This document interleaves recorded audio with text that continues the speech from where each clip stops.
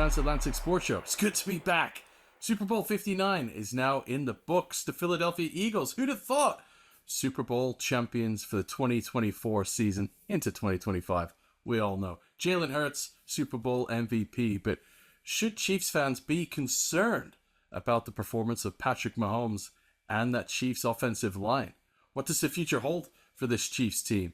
And can the Eagles be caught in 2025? I'm joined by a very special guest, former Super Bowl champion and center Nick Leckey, who has covered the Kansas City Chiefs quite a lot over the recent years. So let's get to it, shall we? Here's my interview with Nick Leckey. The confetti's been swept up now in the Caesars Superdome in New Orleans, and I'm delighted to say, joining me to recap Super Bowl 59, the Philadelphia Eagles triumphant 40 points to 22 over the Kansas City Chiefs, stopping that Chiefs three-peat, is former Super Bowl champion himself, our favorite center of all time, Nick Leckey. Nick, it's been a while, but great to have you back with us, man. Thanks, Anthony. I appreciate being on your podcast, and I'm a big Chelsea fan, so I'd like to drop that out there since I was 6. So yes, since you were 6. No, since 2006. Since 2006. When we started I was watching the Premier League when it was non-high def back in the day. So and it was always interesting for us because it wasn't a big deal. It was just on Gold TV back in the day for us in America. And so I'm a Blues fan. Good man. So you're going back, classic Damien Duff, Didier Drogba. Drogba, Mourinho's first go round. Yeah, absolutely. That's it. The whole caboodle. Well, you know what? Interestingly, you should say that my youngest, he's just turned 11, and he's suddenly football, soccer's his thing. He loves it. It's great to see. I'm a Blackburn Rovers fan myself. I've seen us win the Premier League back in 1995. He comes to games with me when they're in the south of England, but he's chosen his team, and that is Chelsea. And as part of his birthday, we took him to Stamford Bridge. We did the tour. He sat where Cole Palmer sits. He held Eden Hazard's jersey, so there we are. Oh, I miss Hazard, man. That was such a bad move to go to Real, but whatever. That's another topic altogether. That's for the Chelsea podcast. This is the Transatlantic Sports Show, so we're going to reflect on Super Bowl 59. There was a Premier League star at the Super Bowl, actually. Rodri was there speaking to Sky Sports. The Man City, the Ballon d'Or winner, isn't it? Rodri, the midfielder for Spain, who's recovering from an injury. I think he's actually going through physiotherapy in New Orleans. Again, this isn't a Premier League podcast. This is the Transatlantic Sports Show. And so we'll now focus on the game and recap Super Bowl 59. And Nick, let's start. By no stretch of the imagination was it a classic. But interesting to get your take, because I know that you've covered the Kansas City Chiefs quite a bit in recent years. Just wanted to get your take on the Chiefs' performance first and foremost, because that was certainly not what any of us were expecting, and nobody would have anticipated or even expected. Maybe Vic Fangio did, as the defensive coordinator for the Philadelphia Eagles, to have the Chiefs at 24-0 down at halftime. I was telling people all week, they're like, what are your thoughts on the Super Bowl? And I was like, with the Phillies' two centers having back issues in the NFC Championship game, right? The backup started, and then the starter came back in at halftime, because of the back things. I was thinking Philly will only win by 3, just because back issues are a crazy thing. But when they were healthy, this is what I expected. I expected a Tampa-type Super Bowl where Mahomes got him through far enough, and they O-line just ran into a buzzsaw of a Philly defensive line that was just out for justice. And I've never seen it looked like pistons. When you drop a piston straight down, it looked like 4 pistons going straight at Mahomes, and the most disciplined pass rushing I've ever seen in my life. And you saw the result. Mahomes was dropping back his usual 10 yards and trying to climb the pocket and couldn't. And he doesn't have the elusiveness of a Jalen Hurts or a Lamar Jackson or a Josh Allen to escape that. And it finally caught up to him where having Tooney at left tackle and a backup at left guard, it hurt him. And it really, I think the fact that this kind of culminates in the Chiefs, they're great at drafting, but they have not been able to sign a tackle or draft a tackle over the past couple of years, and this is where it all came to a head. And Mahomes still gets good credit because he got him there this far, but at the same time, it's like if you don't have an O line, you got nothing. Yeah, interesting you said that because obviously you've been there, you've done that, you literally played on the offensive line. You were a center back in your playing days. Patrick Mahomes did what every good leader does, and he put it all on himself, didn't he? In his post game press conference, that it's all his fault. You got through 2 interceptions and expect to win the game. One of those was a pick six, but you can see. I mean, the average fan could see how porous that offensive line was for the Chiefs, but just get your insight as somebody, like I said, who's been there and played on that offensive line. What concerned you the most? I guess leading into the game, but then watching it unfold. Well, to me, it really stood out to me in the Houston game where you had a true edge rusher. I forget the guy's name, but for the Texans, it was like an all-pro edge guy, and he was kind of working Tooney. And they went away from that for some Houston did, and it didn't show itself versus Buffalo at all because they had a solid pass rush. They didn't really try them that hard, and then Philly just went after it. Philly's like, we're going to attack Tooney, we're going to attack the left guard, and just they really did a good job of just mitigating everything. And if you can do and they bottled up Kelce too. That's the game plan because I always feel like Mahomes to Kelce is where Mahomes can, okay, I'm here, I'm settled. Let me have a cigarette, right? That's my release. Like I'm good. Like it's a spa day now. We're good.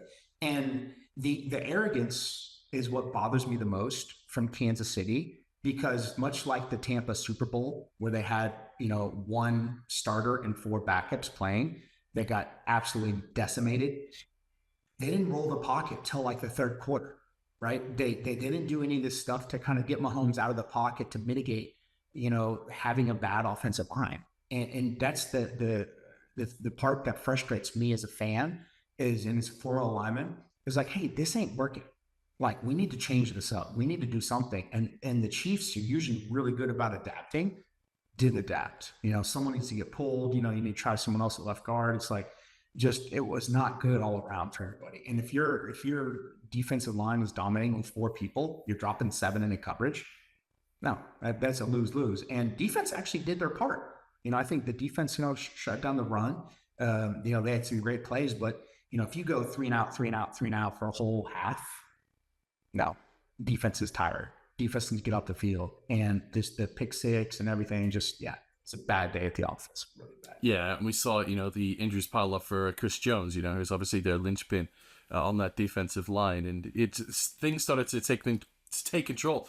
But it's interesting you say because everybody trusts Andy Reid, don't they? And Patrick Mahomes is like, well, they can get them out of this because they're both geniuses is what they do, right? And at halftime, there's a Philadelphia Eagles fan who lives just across the road, and his family's from Philly, and he's messaging me on WhatsApp saying, what do you think? What do you think? And I'm like, well, it's looking good for the Eagles, but yeah, you can't discount Patrick Mahomes.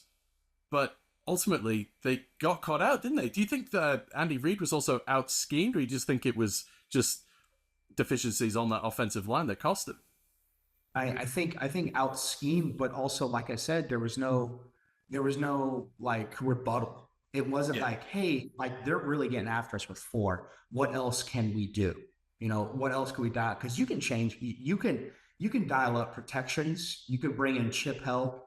You can start doing up tempo. You can start doing quick throws. Like in the fourth quarter, you saw how they moved the ball, right? They went no huddle, quick throws. Like, why are you still trying to throw long? Like you have no time to go through your progressions, right? You're not going to get it to Travis. Like, eliminate those from your offensive game plan and do the short stuff. Because just to get something going, right? Just to even say, hey, instead of going 3 and out this drive, let's try to get 5 or 6 plays to give the defense a breather. At least even if you don't score, you let them breathe a little bit. You let them recover on the sidelines, and you do your part. And like I said, I always love watching the game and then looking at the ESPN.com, the play-by-play. And it says like short pass, this. They didn't even try to run the ball until the second or third series. And it's like, you're going 3 and out, man. You got to run the ball. Like, because they did not care about the run. It was like, and they just, you can't do anything. So did Reid get out schemed? yeah, but his O line also failed too. You know, That's funny, that's man. You know what? It's like coming out the first play, well, the first drive, wasn't it? And the second half, you're like, oh yeah, Isaiah Pacheco, there it is. There's our run game. But then yeah. it went again. You saw there was a one run, wasn't there? It came out, bang, there we are. Here we go. Let's get rolling. And then, oh, nope, nope. That's gone. It was bad, and we're done. Exactly. I mean, it was wild too. I'm looking at the stats here, and the Chiefs had 11 rushing attempts. Get out. Now, granted, third, fourth quarter, you're airing it out, right? So that's a flawed stat. But also, like I said, when you just look at the like the stats alone, like I mean, Kareem Hunt had 3 carries.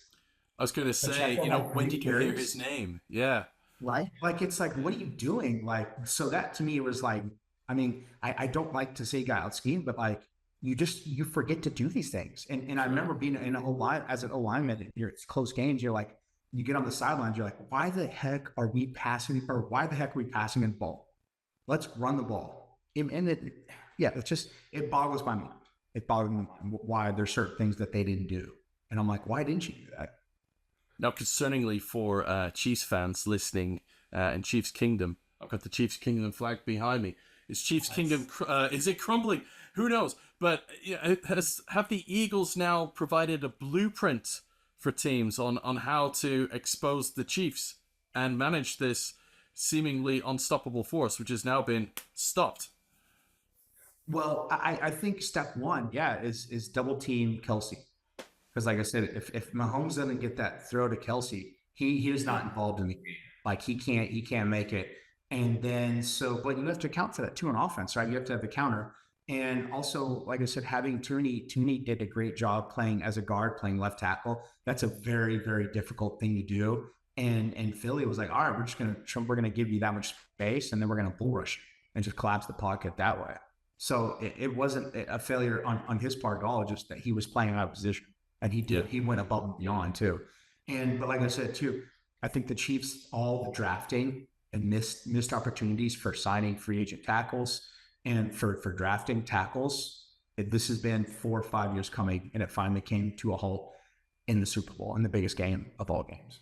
And they moved up, didn't they, in the second round last year to draft a tackle. I think he lasted all but 2 games, and then that was it. Yanked completely. Yeah, Right? you just look, yeah, and but that's the thing too. It's like, I mean, how are you so good at drafting everywhere else and just tackle? It's like their Achilles heel, literally, and it finally was like, okay, that's how it went. And sometimes, like, I was always beating the drum for Orlando Brown Jr. And I bet the Chiefs wish they could have had Orlando Brown Jr. Playing, just to get some stability, just to set that pocket. But Yeah, mismatch, like O lineman, sometimes you mismatch. Like every O lineman, whether you're big or tall or short, you've got your weakness.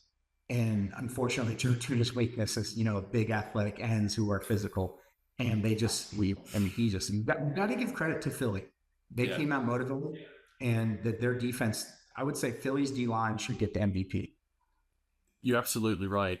I mean, they stuck to their task and some, didn't they? Clearly they knew what their game plan was. They'd worked on it for the 2 weeks from as soon as the confetti was swept up after the NFC Championship game. They knew what they wanted to do, and they had their house in order, and they completely dominated. And you're absolutely right. That defensive line as a unit, give them the MVP, because I mean, that was as dominant a performance as we've seen for a long time. Probably, you mentioned there, the Tampa Bay Super Bowl, that Tom Brady's last Lombardi trophy was probably the last time we'd seen such a one-sided dominant performance from a team, right? Yeah, no, absolutely. And like I said, it's strange to think how they got there. And if you're Buffalo or Houston, right, you're like, well, how did they not beat these guys? Like, how did they get it? And it's just, yeah, I don't know. If you never know what goes on behind the scenes, but that part to me, where it's like, I look at a game, I'm like, what are the easy fix? And it's like we talked about, like, move the pocket, run the ball. Like I think in the second half, when they threw a screenplay on first and 20, and I'm like, Yeah. what are you doing? You're not going to burn these guys with the screen on like the second. You got to get it. Like, how do you get people on a screen is first or second down and in the middle of the drive? on like the 6 or 7 play, that's how you catch people slipping is on a screen. Like you can't make that your first or second play in a series because it's not going to work because they're fresh and they'll sniff it out quickly. Interesting. Interesting. I guess the scary thing for NFC teams is that defense is quite young. Like Jalen Carter is it's his second year, isn't it? Right? Cooper DeJean, he scored a touchdown on his 22nd birthday. So these guys that they've drafted and they've got drafted highly for, but they've got these guys locked in on rookie deals for another couple of years. So they're absolutely fine, and they're as far as those players are concerned, they're only going to get better as well, aren't they? So the Eagles, if you're an Eagles fan, you must be smarting at this because you know that you've got a team essentially locked and loaded for the next few years. It's going to be good to go, and let's go again. Yeah, it is too. And you got to think if you're the New York Giants too, you're like, why do we ever get rid of Saquon?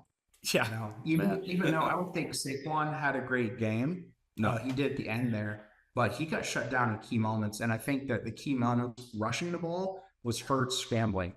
I think Hurts did a great job of being able to climb in the pocket and run. So it's like, golly, man. But yeah, if you're a Philly fan, you're like, we got a good squad. And it showed. Everyone was like, "Oh, Detroit is the team. Detroit is the team," and Philly's like, "Oh, we're just quietly, gonna be over here with our 3 losses." And it was. I think Philly showed that they were the best team. I think they got sick of all the hype around the AFC and which of the 3 AFC teams were gonna win. Whether it be Josh, Lamar, or Patrick. And it's like Jalen's like, "Okay, cool. You guys get all that attention. You're just gonna come in and do our thing." Yeah. Let's go. Yeah. You mentioned Travis Kelce there. There's lots of questions about his future. I personally think that he's going to play at least another season because he's got Jerry Rice's records, those postseason records, within his grasp. And I think, the ego in him will want to break those records because you've come so close. But how far do you think that he's going to reflect on this year? Do you think that there may be some questions about retirement, or can you see Travis Kelce coming back for another run at it? I would say you would never want to leave with this bad of a taste in your mouth. Yeah. Or you had such a this game. I was telling people this game last night was like your worst nightmare times 10. It was the nightmare of you go to class, you're in class, and then teacher hands out a test, and you're like, there was a test today. And that's what it looked like. That's what it looked like to me. It was like, oh, you didn't see this coming. Like, how could you not? Yeah. And so I was like, and they looked that unprepared. They really did. And Kelce does not want to go out like that at all. That's so he'll come back for another year, and then it'll be after that. I think you get to a certain point where he's not complacent. He's a competitor, and that's how good players become great is you're a competitor, and it's going to be year to year. And then once you get to a certain point, where you don't feel like you have that drive in the off season, you don't want to work, you don't want to do it. You're just like, whatever, I'm done. Better retire. So that's what I think we'll see from Travis. It'll be something like freaky, where it'll be like he'll come back for another year, and then probably after that, just like, no, I'm done. Yeah. And he can etch his name into the record books because, let's face it, he's going to be first ballot Hall of Fame, isn't he? And if he can break those records, and like Jerry Rice, those records have been standing around for so long, and like literally they're there within touching distance. And probably only one playoff game. Of course, they've got to get through a season, get to the playoffs to do it. But it's one of those outstanding playoff games and a couple of touchdowns, and it's just over 100 yards, receiving yards now for breaking the GOAT's all-time record. So, yeah, he ain't going anywhere soon, is he? But from a Chiefs perspective, this is a team, and it's a collective. A lot of this roster have been together a long time, and they've been part of this huge success of this Chiefs roster. Even some of the younger guys, you look back at the 2022 draft, and George Karlaftis, for example, all he's known is Super Bowls. That draft class has gone on Super Bowl runs each year for the past 3 years. But those playoff runs, they're going to take their toll, and they're going to add to the fatigue. So if you think of a team that struggles to make the playoffs and goes through a 17-game season, the Chiefs, each year you're adding another, what, 3, maybe 4 games, depending on how their season finished and where they are ranked or seeded in the conference. So over a 3-year span, that's almost another season of wear and tear in those bodies. Do you think that there could be a risk of fatigue, especially now that, dare I say it, there's going to be a Super Bowl hangover for the Chiefs next season? No, I think with modern recovery and with the way these athletes take care of their bodies and with the emphasis on recovery, the emphasis on health, that I think, yeah, the fatigue is there for sure. But I think these athletes know how to mitigate it. The training Right. staff knows how to mitigate it. They knows how to train. And if anything, with fatigue, now you're motivated again. It's, what do they say in boxing, right? It's easy to become the champ, but it's tougher to hold that belt. And That's it's right. like everyone pulling for you, man. So yeah, I mean, you do have valid points where you've added 3, 4 games a season for the past couple seasons, and that does add up. And these are big boy games too. This is not like we got this. This is Name versus Jacksonville or something like that. Like these are tough games. And so, yeah, so they had added stress, add wear and tear, but fatigue, no, I think because they're professionals and it's what you do. Now to us, it sounds difficult, right? Can you imagine? Look, what impact do you think that performance last night has on the Patrick Mahomes GOAT debate? There's been lots of buzz around social media and joking, and I guess some perhaps not joking, that there's Tom Brady in the booth calling a game, probably with a smile on his face as he's watching Mahomes' performance, doing that he did in Super Bowl 59. Of course, Mahomes is always going to be in that GOAT conversation because of what he's achieved to this point, and he's still only age 29, so next season he'll be age 30. And if he has the longevity of Tom Brady, then who knows what he can achieve. But do you think that performance in Super Bowl 59 is going to tarnish perhaps part of that legacy unless he goes out and wins another Super Bowl somewhere down the line? I think if Mahomes plays 10 more years and doesn't win another Super Bowl, doesn't anything, he'll still be considered the GOAT. Right. Because I think with that performance, it's one thing if he would have thrown the interception. There's one who's on a fly and he just threw it, whatever. But it would have been one thing if he wouldn't have gotten hit because Tooney got bull rushed into him to throw the interception. That's right. And Yeah. so Yeah. it wasn't necessarily him doing anything wrong. It was just you can't. If anything, too, I think people are looking at it the wrong way. Where he's that good, where he elevated that team, he elevated that offensive line to get to the Super Bowl again, right? So it's like you can't look at the negatives, look at what he did. So to me, honestly, like if you had your choice, and you could pick any quarterback in the league, who are you going to pick? Right? You might say Jalen Hurts because he can escape, but I mean, would you pick Jalen Hurts over Mahomes to lead the team? So that's how you kind of like think about the GOAT debate is who would you want? Who do you want? And that stat, by the way, where he was 100% on like game winning drives, that's stupid.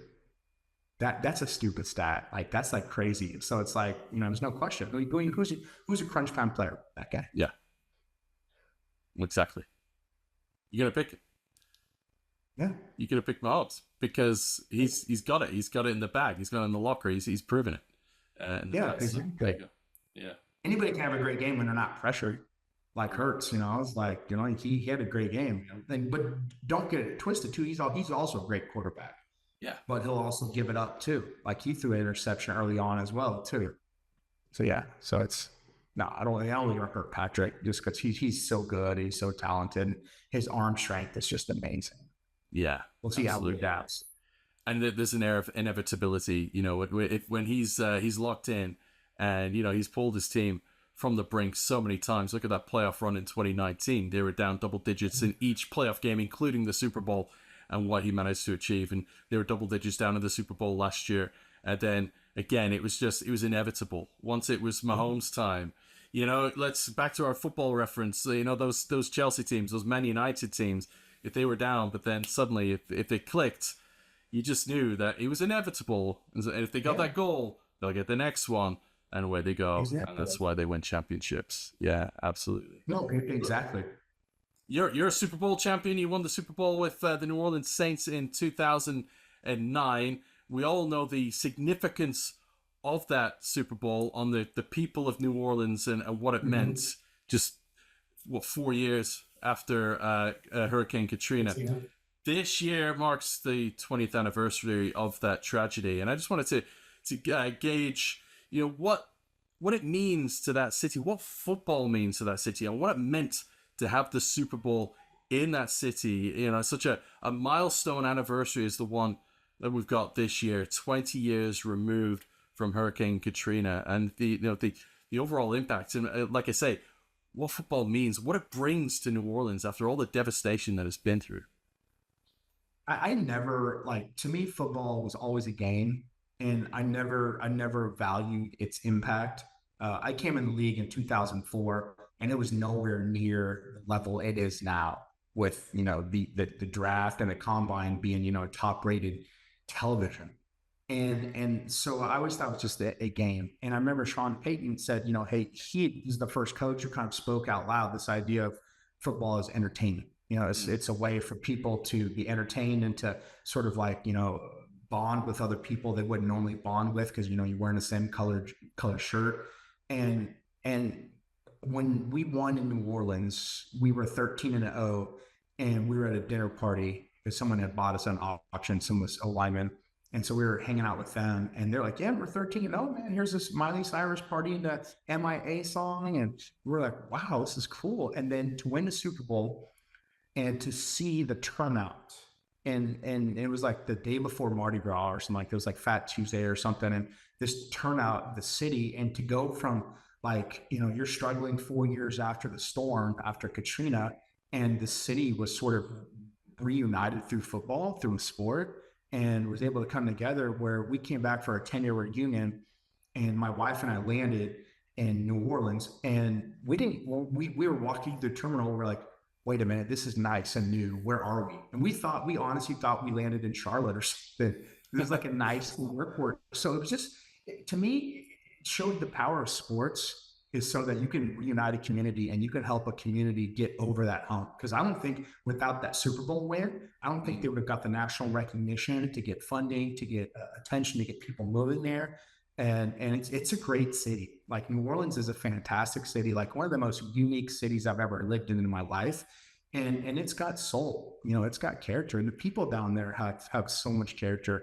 And for them to unify over sports and to get over the hump, the Katrina hump, and just to get back to living, it was awesome. And it showed me the value of sports and bringing together a community and to have a common bond to rally around, because, they love their Saints down there in New Orleans. And so it was really cool. So, and now a Super Bowl 20 years later.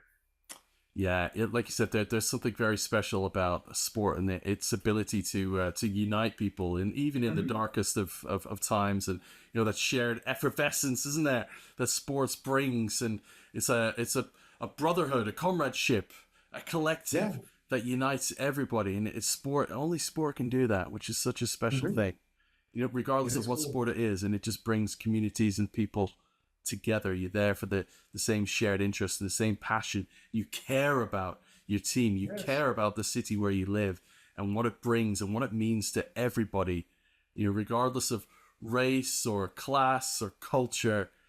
You're all in it together for that 60 minutes, those 4 quarters through an American football game, or through the 9 innings of a baseball game, or the 90 minutes of a soccer football match. There's something very, very special about sport. But before you go, as a former NFL player and a former Super Bowl winner, lots and lots to look forward to on the international stage in 2025. So Super Bowl 59 is done. The 2024 season is in the record books. Now we can look forward, and of course we always do here in the UK, because we get 3 games in London later this year. We know the designated home teams are. We don't know what the matchups are going to be and when they're going to take place. But also this year, as well as those 3 games in London, there's a game in Germany again, but this time it is in Berlin. There's a game in Madrid at the Bernabeu, of all places. And of course, there is going to be a game in Dublin, which I think is going to be the one that most NFL people are going to have marked on their cars. Can you imagine a weekend in Dublin? My goodness. But Nick, as a former player, What do you make of all these international games? Of course, last season, the Eagles kicked off the season, week 1, down in Sao Paulo, Brazil. They kicked off, they've played in 2 neutral venues this year. Week 1, and then the final game of the season at Super Bowl 59.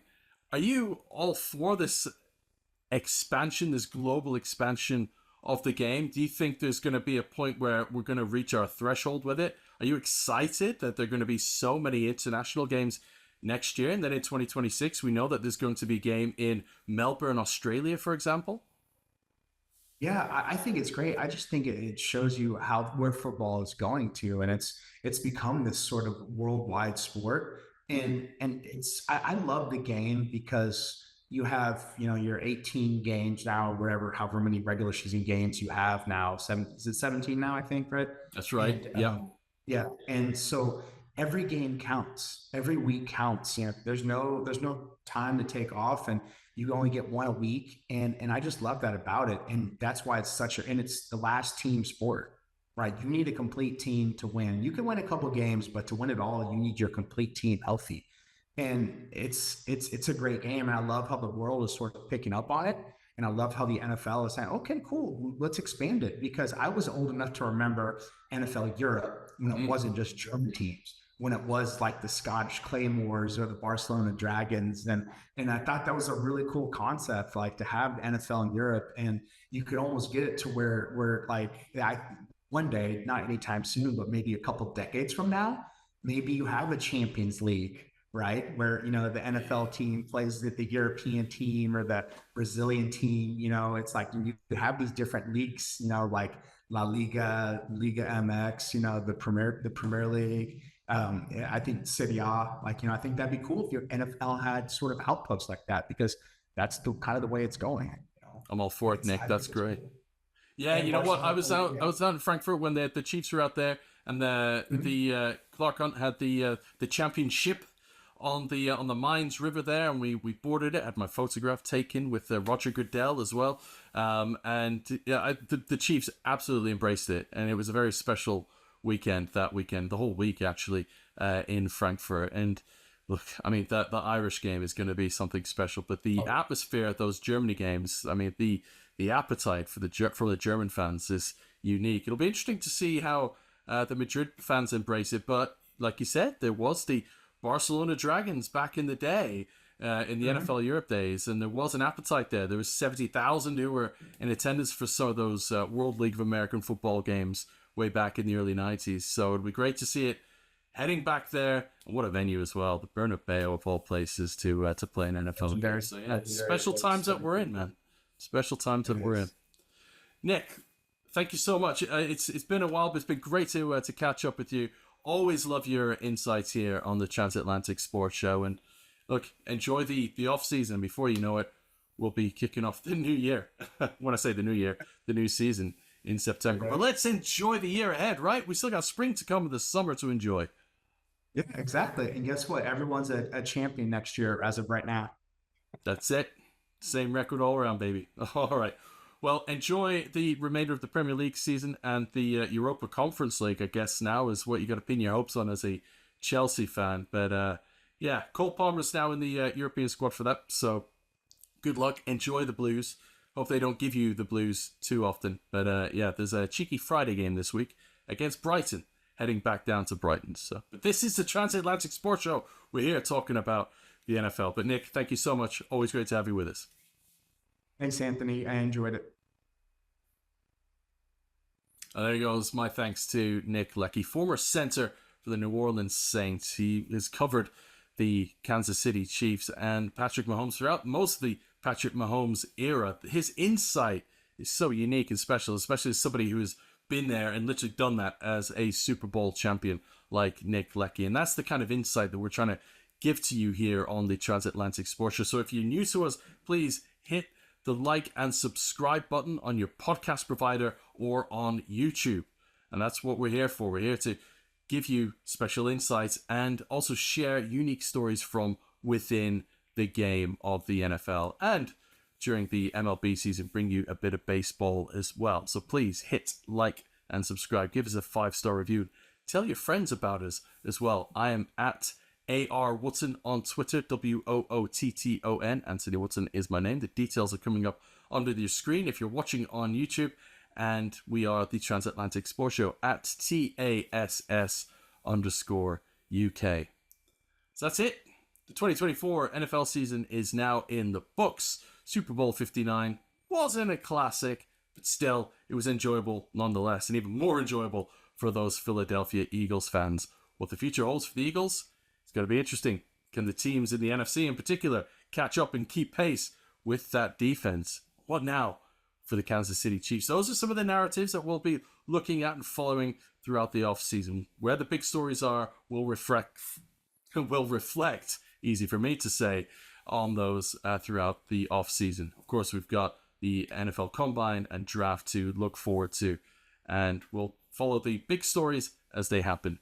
And as we reach the 2025 season and the NFL London games, the Dublin game, and all those games throughout Europe, we'll be there to give you the best coverage that we can possibly give. Thank you for listening. Thank you for watching. Until next time.